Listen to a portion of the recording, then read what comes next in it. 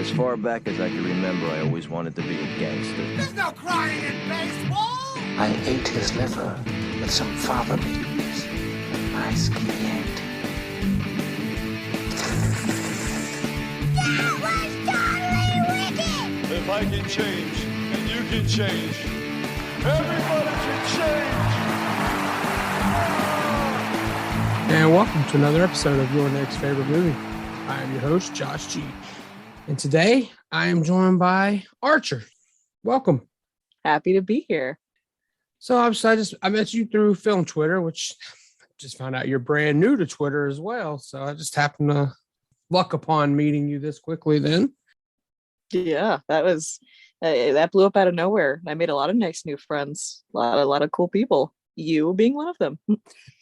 That is awesome. And of course, you say you have some stuff possibly coming later, so we won't get into anything like that. For now, we're going to go back to your favorite movie and talk about Sam Raimi's The Evil Dead. I have seen the dark shadows moving in the woods, and I have no doubt that whatever I have resurrected is sure to come calling for me.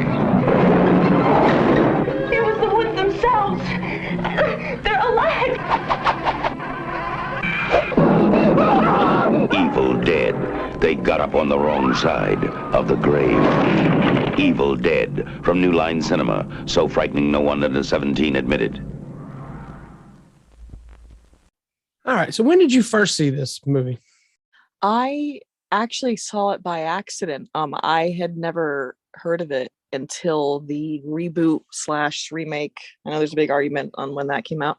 I think that came out, 2012, 2013? 2013, yes. That I saw it.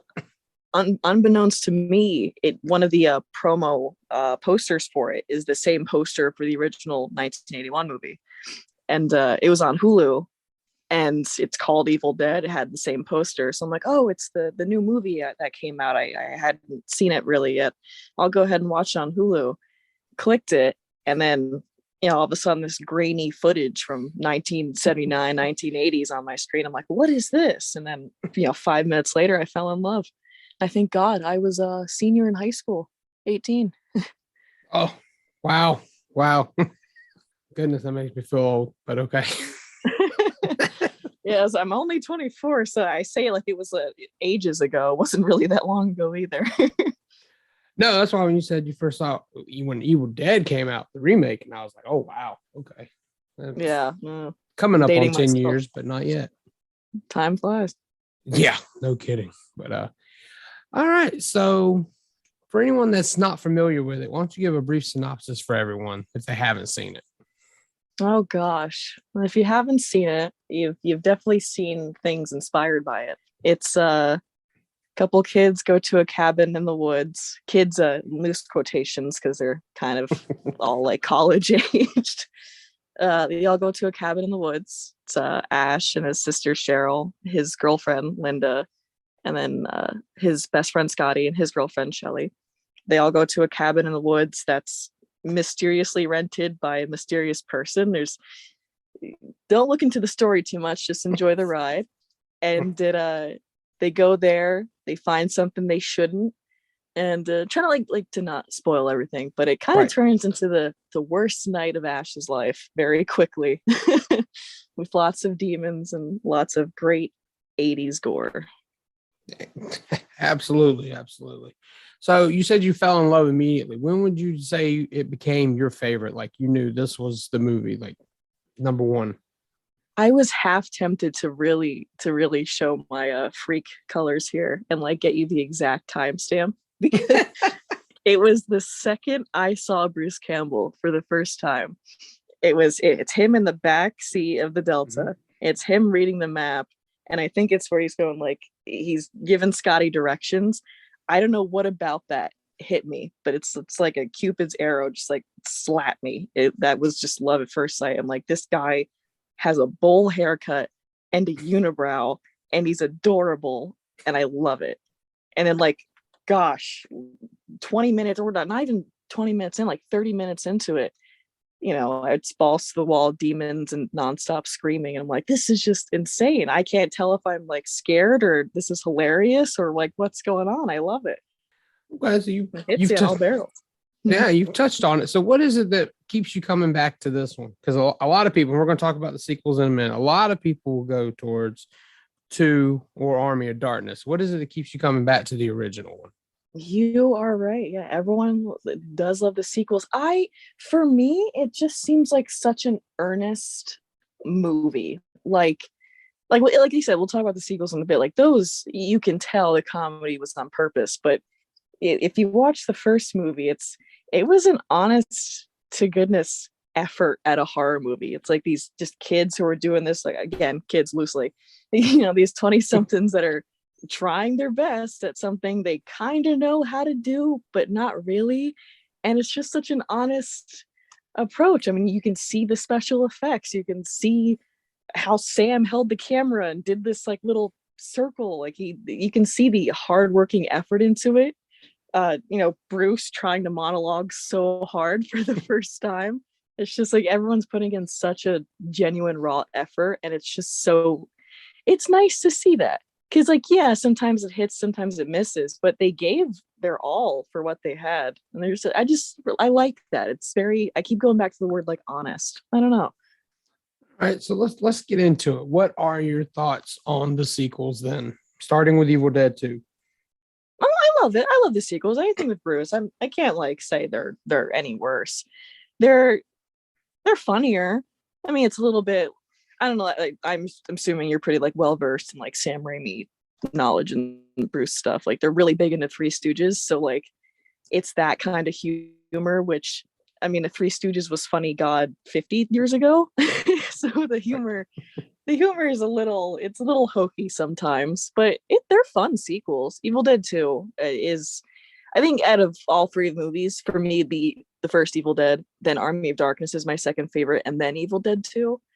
But I mean, they're all still good. They're still fun. They just get more and more ridiculous and more fun as they go on. Okay. Yeah. Army of Darkness is not any horror left. It's just like action comedy at that point. I call it Space Jam with skeletons. I've never thought of it like that, but yeah, it works. It's just ridiculous. Like there's a face you recognize, but it has nothing to do with anything you know about it. Okay, so let's say Army of Darkness, Evil Dead 2, they're gone, and you got to create your own sequel. What would you like to have seen happen? Gosh, I've probably gone over that in my head like a billion times. Now that you ask me, it all disappears. I'm a stickler, and this is like a big issue too. Is continuity does not matter in Evil Dead. Like literally just does not matter. The second movie is a sweet sequel / remake / Sam lost the rights / this is what you get. So for me, I'm a stickler for continuity. I would love to just make like a continuation of it. Like Ash gets hit by like the Force at the end of the, well, spoilers. Well, it came out in 1981. If you haven't seen it, that's your own fault. But if I could have that, I'd have a continuation of that. And maybe just, if we're keeping with the theme of like, going through the portal at the end of the original Evil Dead 2. So I like that. I like that it goes through those different universes. Why not just have Ash be like in the worst Groundhog Day situation ever? Just repeating the same story until he finds a way to break it. I think that'd be really cool. Okay. Yeah, that sounds interesting. All right. So you referenced it, how you first came across it. So let's talk about it. What are your thoughts on the remake? See, I don't want to sour everyone's view of me so early into this. I'm one of the minority that like I like it. I respect it. Sam Raimi put his name on it, so I'm never going to trash it. I like to say it's a great horror movie, but in my heart, it's not a great Evil Dead movie. Like if that makes sense. It's great. I mean, the gore is fantastic. The story's like fantastic. I like the callbacks and stuff, but it's like the little things that get me. I don't like that the eye color changed of the demons, and I don't like that they dropped like the hive mind thing. You know how like say like we're gonna get you, like Will Swallowers, like that kind of thing. Okay, I like that, but it's still a great movie. It's a great horror movie in my heart. I Well, kind of separate it from Evil Dead. Okay, but you had to be happy that they didn't just, well, I'm going to have you do it here in a minute, but that they didn't just try to recast Bruce Campbell as Ash, right? Yes. And I was gonna say, I know like I'm gonna also, I want my cake and I want to eat it too. Like I want it to be part of the Evil Dead, but also like don't touch Ash, don't touch Bruce, don't leave that alone. But no, they handled it fantastically. And like Sam wouldn't have written off on it if he didn't like it. And it is a good movie. I'm such a stickler for my specifics. It's terrible. Wow, that makes sense. When it's your favorite, I agree. It's hard. It's hard to see it. So yeah, for me, it is one of probably my favorite remake, actually. It's definitely it is there. Well made. Yeah. It's not, there's like some like cheap cash grabs out there, and you can tell that wasn't this. That was like a honest to goodness, like Fede Alvarez, like really he loved what he did. You can tell that, and he's so passionate about it. Yeah. Yep. And I remember I went to see that one in theaters. I did that as a double feature with Rob Zombie's The Lords of Salem. So that was a fun day at the theater for me. Yeah, my goodness. I mean, even like I said, I ended up watching. I saw at least clips or bits of the reboot, remake, sequel. Everyone argues about that. I saw the 2013 one originally, at least pieces of it. So that was my first introduction to Evil Dead, and I thought that was awesome. It was like upon watching the original, I'm like, oh, it was different. All right, but now it's your turn. You've got to recast it. Today's people. I don't. I can't. I mean, even if you did, like, even if I had like unlimited budget and the actual capability, it's one of those set to fail things. Nobody can do it like Bruce did. I don't know. Maybe see if Bruce's son wants to act. That's the only thing I think would be like a good write-off. I mean, there's plenty of like guys out there that can handle it, but I don't know. It's one of those one and done things. I could, considering anybody else, you can like throw in anybody in there. I mean, I could, put Jake Gyllenhaal as Scotty for all I care. Just leave Bruce alone. Everyone else can be young and 20 and something. We'll just have Bruce Campbell age like 62 pretending to be a 22-year-old college student again. No getting rid of Bruce. No getting rid of Bruce. We'll use a hologram. Push comes to shove. We'll do what Tron did. We'll just de-age him a bit. Well, I mean, that's definitely becoming the norm lately. They're doing that for quite a bit of movies. So, yeah, Mandalorian, right? Something like that. Don't watch that, so I'm not sure. But Me either. Right. Whatever I see pictures of, that's how I get my knowledge. Okay. Yeah. No, I'm thinking more like The Irishman did it. They were pretty known for it. Oh, yeah, you're right. Yeah. Mandalorian might have done it. I guess Luke Skywalker showed up, so maybe so. They did. I did see they did de-age him, and he looked pretty. That was pretty scary. How good that is. So the technology's there. I don't know, but when it comes to moving, they can't do anything because that was the problem with The Irishman. They de-aged them, but man, when it came to the movement, you could tell they were still old actors. Yeah, you might look like you're 60 now, but you still move like you're 80. Right. All right. So for anyone not sold, I want you to give a final pitch on why they should take a chance on the original Evil Dead. Oh, if you're not sold, you're missing out. That movie is the pinnacle of early 80s. I still consider it even late 70s horror because it did end up start filming in like the later end of 79. So I mean, like you have to pay homage to those early movies. If you're not sold on it, you're missing out on so much because Evil Dead went on to inspire. There's elements of it in horror movies to this day. I mean, Cabin in the Woods is like a love letter to Evil Dead.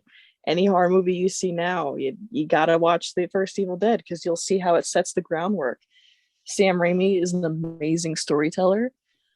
His camera angles are so fun. His writing is fun, and it's a genuinely good movie. Sure, it's a little silly, a little out there, but your life is boring if it's not silly and out there. Just watch it. You'll have fun. You won't regret it. It's an hour and a half. It's not too much time to waste. Oh yeah, that's my sweet spot. If you're an hour and a half, I'll take a chance on anything. So after 90 minutes, you got to earn it. I'm with you. That's a good rule to live by. Yeah, it's something I've definitely started doing here lately. All right, I think that's pretty much going to wrap this one up. Why don't you tell everyone where they can find you? You can find me under any local rock with the other bugs. I'm on Twitter at Evil Dead. It's EVUHL Dead. And if you want to stop by, say hi. I post a lot about, unsurprisingly, Evil Dead. I'm on Twitter. I'm on Instagram too. That's at Not Very Groovy. Pretty much anything you can think of. If you can make an Evil Dead pun out of it, I'm there. And I'd love to hear from anybody. I have an Evil Dead tattoo. I have an Oldsmobile as a car. I'm a one-trick pony, and you can guess the trick. All right, sounds good. But as always, you can follow the show at ynfmoviepod on Twitter and Instagram. Easiest thing to do is just go to linktr.ee/ynfmoviepod. It'll have all the podcasts, the YouTube channel, my Letterboxd account, pretty much anything you want to find me on, I'm there. And I'll be back next week. Not sure what's coming up, but until then, you guys take care, and I will talk to you next time.